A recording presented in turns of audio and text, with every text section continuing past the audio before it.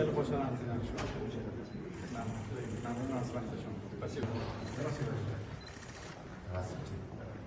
که روسیه مثل ایران اشتیاق. Turning now to the Middle East and the latest peace plan submitted by Iran. Sources tell CNN U.S. President Donald Trump appears unlikely to accept the proposal. Tehran's new plan would reopen the Strait of Hormuz, but leave questions about its nuclear program for later negotiations. The U.S. Secretary of State says the proposal is, quote, better than expected, but reiterates the strait must be fully and freely open. If what they mean by opening the straits is, yes, the straits are opened as long as you coordinate with Iran, get our permission, or we'll blow you up, and you pay us, that's not opening the straits. Those are international waterways. They cannot normalize, nor can we tolerate them trying to normalize a system in which the Iranians decide who gets to use an international waterway and how much you have to pay them to use it. This as Tehran's top diplomat met with Russian President Vladimir Putin on Monday. The Iranian foreign minister says their meeting included discussions on the war and aggression by the U.S. and Israel. CNN's Will Ripley live in Taipei, Taiwan, with reaction to that new proposal. Will, what are you hearing? Well, it sounds like, Alex, the big debate within the Trump White House right now is whether Iran or the United States can endure the economic and political hardship that would result if the Strait of Hormuz continues to remain closed. Obviously, the midterms are 6 months away, and if gas prices in the U.S. shoot up above $4 or even $5 a gallon, that's political kryptonite for President Trump and Republicans. However, the United States is probably better positioned than Iran to boost its own oil production and try to get more supply out there, whereas Iran relies very heavily economically on its exporting of oil. So the U.S. blockade of Iranian ports basically prevents Iran from getting income. There could be serious damage to its oil fields if they continue to kind of remain shut down because they can't export the oil. So it's kind of both sides staring each other down, seeing who's going to blink first.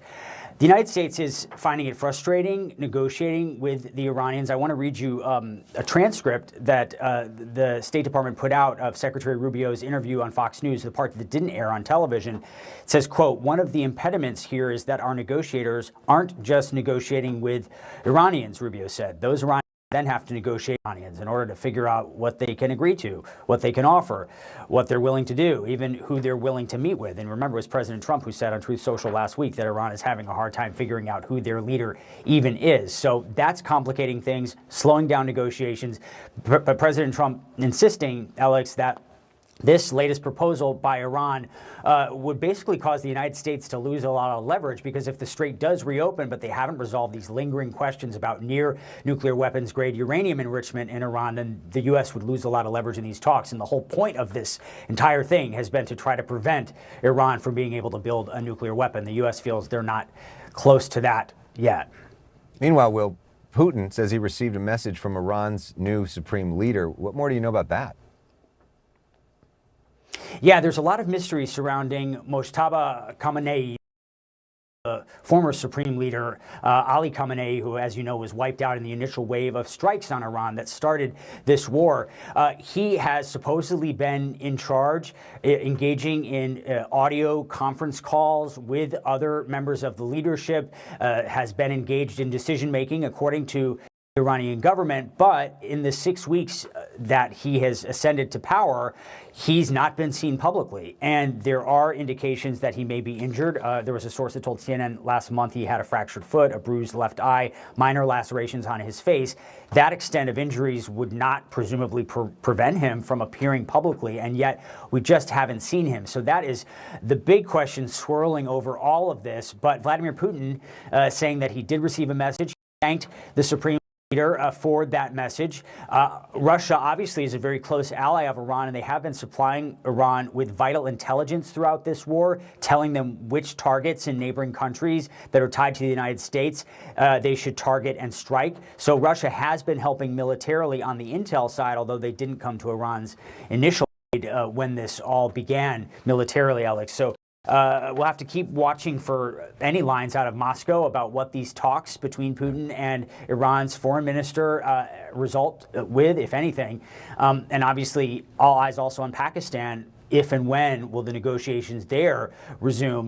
If the Vice President, J.D. Vance, gets on a plane and flies there, that'll be a pretty good sign that they think that there might be some progress to be had, but it's not happening, at least now. В прошлой неделе я получил послание от верховного лидера Ирана.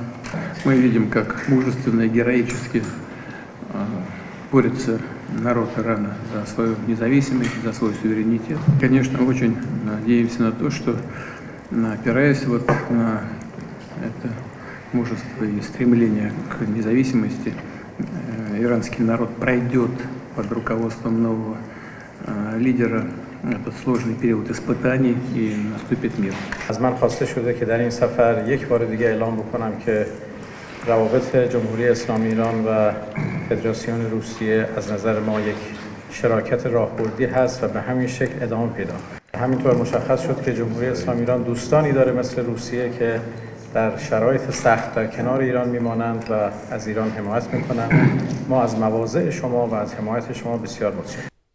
伊朗此次提出的3阶段谈判框架呢，与以往将核问题或者是解除制裁作为核心优先选项的一个立场相比，确实是有了比较显著的调整。核心变化呢，是在于将停战与安全保障置于绝对的首位。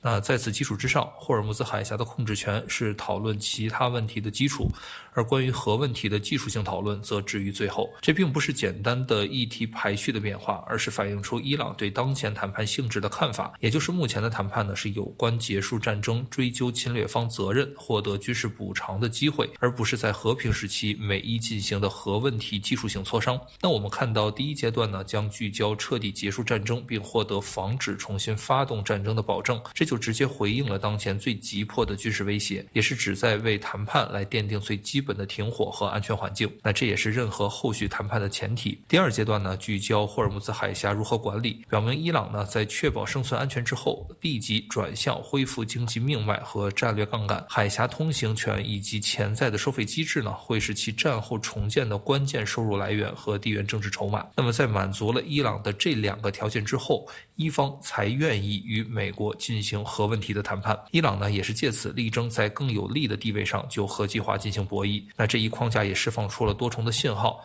首先就是安全优先，表明伊朗当前核心诉求呢是止战保生存。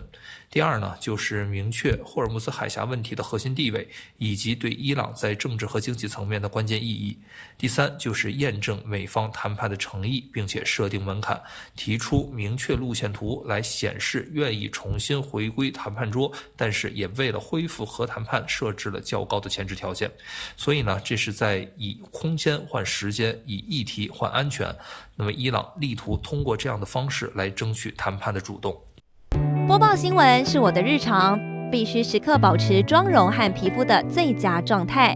当来到人生中最重要的时刻，也是 KS 逆时奇迹帮助我轻松驾驭，闪闪发光。KS 逆时奇迹活肤露全效精华、精华霜，多达5种 EGF 6大冻龄关键成分，保湿效果让我非常满意，小细纹也不再困扰我。我就是我自己的最佳女主角。KS 让我从容自信，光彩动人。我是我人生中的大女主，我的最爱我做主。KS 逆时奇迹系列热卖中，下单请上快点购，透过中天新闻网 App 下单立减50，或输入 CTI 推荐码有额外折扣。